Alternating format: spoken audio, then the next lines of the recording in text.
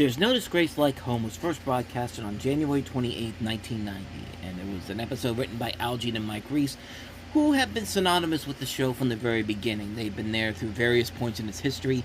Algene has been the executive producer for the show for about the last 20 years now. Mike Reiss has been there on and off, but you've definitely seen his work before, and various other things, such as the stuff with Ice Age, and more recently, stuff like the holiday special, How Murray Saves Christmas. The episode is co-directed by two directors this time around, Gregg Vanzo, who would later go on to work on Futurama, and Kent Butterworth, also known as one of the directors on Tiny Toon Adventures. And in this episode, Homer becomes ashamed of his family after a catastrophic company picnic and decides to enroll them in therapy. The therapist, Dr. Marvin Monroe, struggles to solve their problems, but eventually gives up and refunds their payment. The episode sees the debut of Itchy and Scratchy, as well as the first cartoon that's shown in their episode, even though they were in the Tracy Ullman shows beforehand.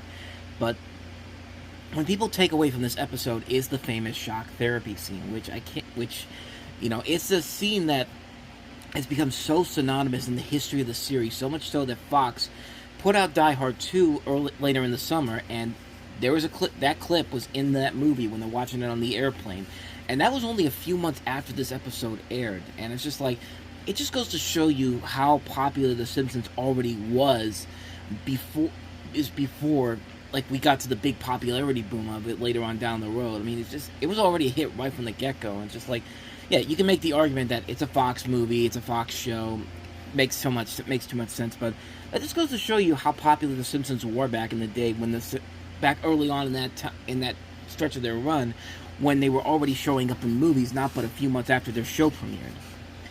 But another notable thing that you'll see with this particular episode right off the bat is how everyone doesn't act like the way that they're supposed to be. Homer's acting way too much like Marge here. Marge is acting way too much like Homer. Lisa's acting way too much like Bart. And Bart's, well, he's still Bart. And that's kind of the one thing about this episode. It's such a confusing thing that happens in this episode. I'm baffled about what they were thinking about doing with this situation where everyone's acting unusually different. But then again, maybe that's the purpose of the episode. Maybe it's supposed to show that, hey, these people, you may know these people who they are, but they're not the same. But in this case, they're going to act different for you just because it needs to go with the ebb and flow of the storyline.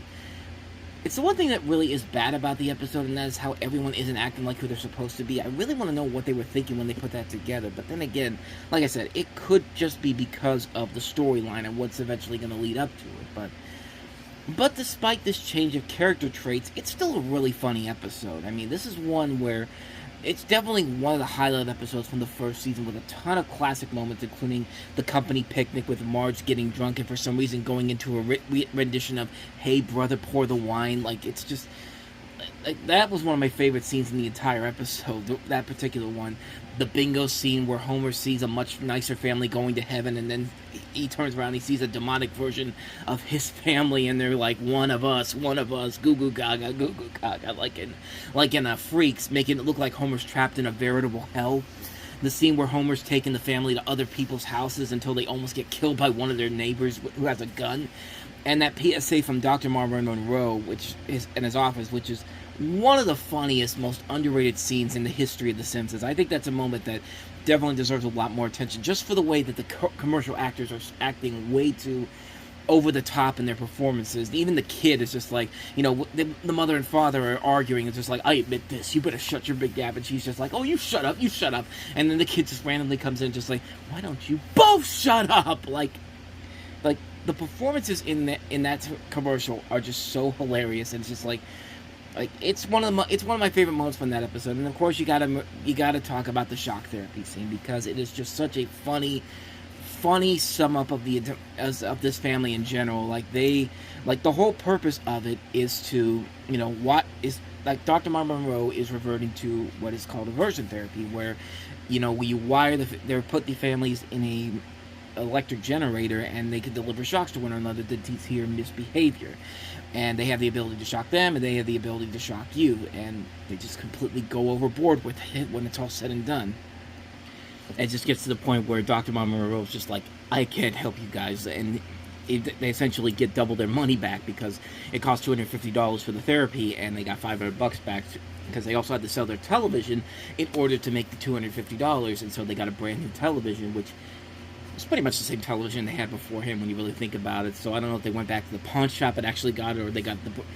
No, because they say at the end, Homer says at the end, we're going to get a brand new television. And it just looks exactly like the same one they had before. But, although it's important that I should also mention that this is actually the first episode they actually... One of the earliest episodes they actually produced, too. So, this is... And, as I'm looking at some of the research here, there is a little bit more into why everybody's acting like the way they are, and I'm leading it here off of Wikipedia.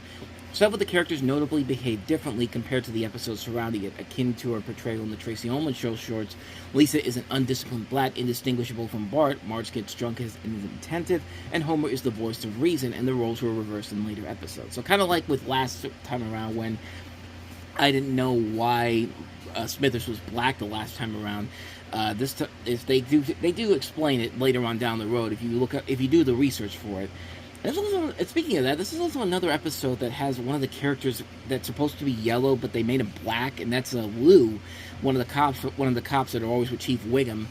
And for some reason, they made him look white. They made him, I guess, their equivalent of white yellow, and instead of black like he usually is. But I don't know. I just thought that was kind of interesting to see that.